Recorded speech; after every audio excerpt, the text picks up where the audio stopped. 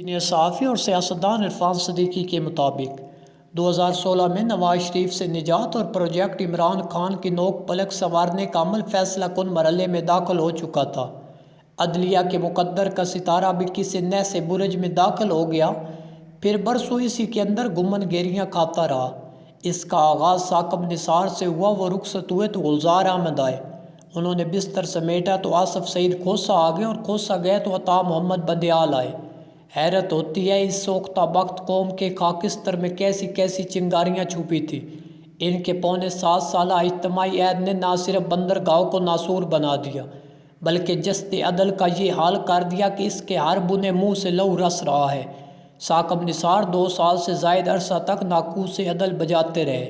ان کے طور اتوار، ان کا بازاری سطح کو چھوتا ذوق تشہیر، غلیظ سیاسی اہداف میں لتڑے فیصلے، عمران خان کو لانے اور نواز شریف سے نجات میں ان کا کردار، اپنے منصب کا اپنی ذات اور قرابت داروں کے مفاد کے لیے استعمال، ایک سیاسی جماعت کے مدار کا دمدار ستارہ بن جانا، ان کی بیاض عمل کے چند نوشتے ہیں۔ ستم یہ ہوا کہ ان کے بعد لگ بھگ 1 سال کے لیے عدلیہ کی کمان آصف سعید کھوسہ نے سنبھال لی، جو نہ صرف ہر پہلو سے ثاقب نثار کا تسلسل تھے، بلکہ ان کے لہو اور ان کے قلم کی سیاہی کی بوند بوند پر لے درجے کے بغض و عناد میں رچی تھی۔ وہ رخصت ہوئے تو 2 برس کے لیے گلزار احمد آ گئے، جنہوں نے ثاقب اور کھوسہ کی لکیروں کی فقیری کو اعزاز جانا، نیسلا ٹیرم منہدم کرنے، کراچی کی گمشدہ ٹرام کے آثار قدیمہ کا سراغ لگانے کو ترجیح گردانا، عدلیہ کے بندرگاہ کو کار عبادت جان کر کھریجتے رہے۔ تسلسل کے ساتھ 5 برس پر مشتمل 3 چیف جسٹس صاحبان کا یہ بے ننگ و نام عہد عدلیہ کو زوال و پستی کی پاتال تک لے آیا۔ لوگوں نے سکھ کا سانس لیا کہ اب اس سے بھی زیادہ کیا گراوٹ ہوگی، لیکن انہیں اندازہ نہ تھا کہ ان کی تیرہ بختی ابھی کیسے کیسے دن دکھانے والی ہے۔ عطا محمد بندیال نے چیف جسٹس کا منصب سنبھالا، اور دیکھتے ہی دیکھتے عدلیہ کی مانگ میں راکھ بھرنے والے اپنے 3 پیشرو رفقا کو کوسوں پیچھے چھوڑ دیا۔ ثاقب نثار، گلزار احمد اور آصف سعید کی روحیں ان کے اندر حلول کر گئی۔ انہوں نے بندرگاہ کو عدلیہ کے رگ و ریشہ ہی نہیں، اس کی ہڈیوں تے گودے تک میں اتار دیا۔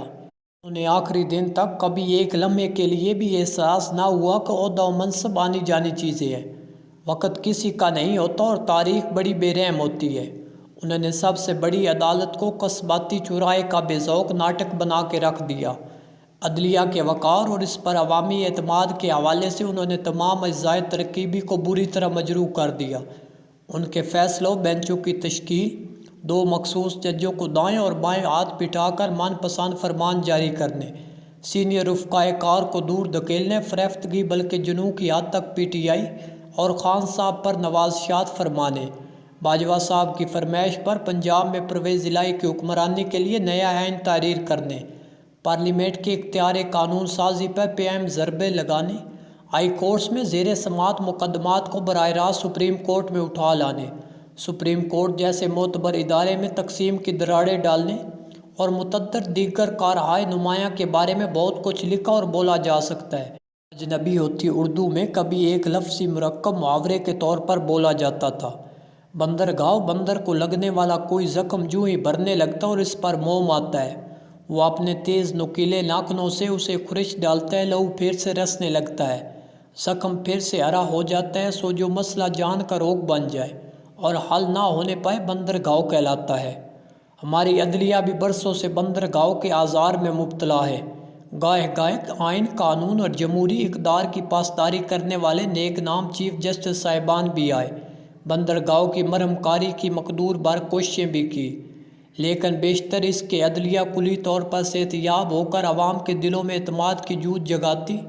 کوئی مہم جو سیاست زدہ منصف اعلیٰ بارگاہ عدل میں جلوہ افروز ہوا، اپنے خونخوار پنجوں سے زخم کے بکھیے اٹھیر ڈالے، کھیل اسی طرح چلتا رہا۔ چیف جسٹس سعید الزماں صدیقی نے مشرف کے پی سی او کے سامنے سر جھکانے سے انکار کر دیا تو عدلیہ کی ناک میں نکیل ڈال کر آمر وقت کے دربار میں لا کھڑا کرنے والے ارشاد حسن خان نمودار ہو گئے۔ ان کے بعد چیف جسٹس بشیر جہانگیری کو صرف 24 دن ملے، وہ بندرگاہ کا رستہ چھوڑ گئے۔ تب شیخ ریاض احمد نے چیف جسٹس کی مسند سنبھالی، وہ بھی لہو رنگ بندرگاہ سے کھیلتے اور اسے کریدتے رہے۔ افتخار محمد چودھری کی بطور چیف جسٹس آخری قسط لگ بھگ 5 برس پر محیط تھی۔ وہ ولولہ آفرین عدلیہ بحالی تحریک کے کندھوں پر سوار ہو کر آئے اور ہر کسی کے کندھوں پر سواری ہی کو منشور عدل بنا لیا۔ تحریک ہی کے طرح آتش فشاں بھڑکائے رکھنوں کو انہوں نے تقاضائے انصاف جانا۔ رخصت ہوئے تو جنگ زدہ لشکرگاہ کا منظر چھوڑ گئے۔ ان کا طویل سمابی عہد بھی بے لاگ عدل اور عوامی اعتماد کے حوالے سے بے ثمر ہی رہا۔ چودھری صاحب کا عشر بدماں عہد تمام ہوا تو یکے بعد دیگرے دھیمی ٹھہری ہوئی مستقیم اور تصادم گریز سوچ کے عمل 4 چیف جسٹس صاحبان آئے، جن کا کوئی سیاسی ایجنڈا نہیں تھا، لیکن تصدق حسین جیلانی، ناصر الملک، جواد ایس خواجہ اور انور ظہیر جمالی کا اجتماعی دور صرف 3.5 سال پر محیط رہا۔ سلامت روی کا یہ سلسلہ جاری رہتا تو شاید بندرگاہ بھر جاتا، لیکن اس کے بعد فلک نامہربان نے ایسی کروٹ لی کہ کشتیوں کے پشتے لگ گئے۔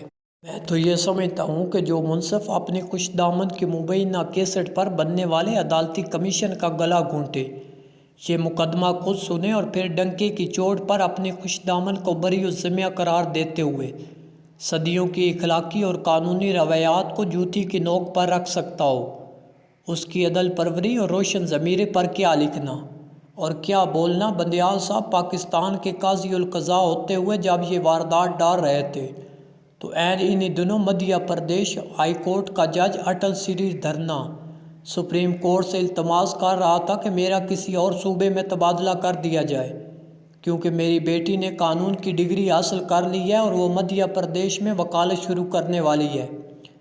عزت مآب عطا محمد بندیال نے جاتے جاتے اشکبار آنکھوں کے ساتھ خود کو ڈوبتے ہوئے آفتاب سے تشبیہ دی۔ کاش کوئی اہلکار انہیں بتا سکتا کہ عالی مرتبت آپ کا عہد ایک طویل اور گہری اندھیری رات تھی، جس میں سورج تو کیا چاند ستارے بھی منہ چھپائے پھرتے تھے۔ آپ تو منصب کے روز اول سے ہی غروب چلے آ رہے ہیں۔ بندیال صاحب کمال عز و انکساری کے ساتھ اللہ تعالیٰ کا شکر بھی بجا لائے کہ وہ اپنے فرائض کی بجا آوری میں سرخرو ہوئے۔ لگتا ہے کہ اپنے فلسفہ عدل کی طرح اپنے کردار و عمل کی جانچ کا پیمانہ بھی انہوں نے خود ہی وضع کر لیا۔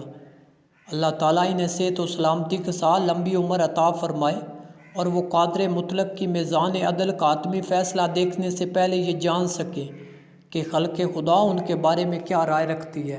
سینئر صحافیوں جاوید چودھری، زیرو پوائنٹ، حامد میر، سلیم صافی، رؤف کلاسرا اور نصرت جاوید کے کالمز سننے کے لیے ہمارے چینل کو سبسکرائب کریں اور بیل آئیکن کو پریس کر دیں تاکہ ہر نئے آنے والے کالم کا نوٹیفیکیشن آپ تک بر وقت پہنچ سکے۔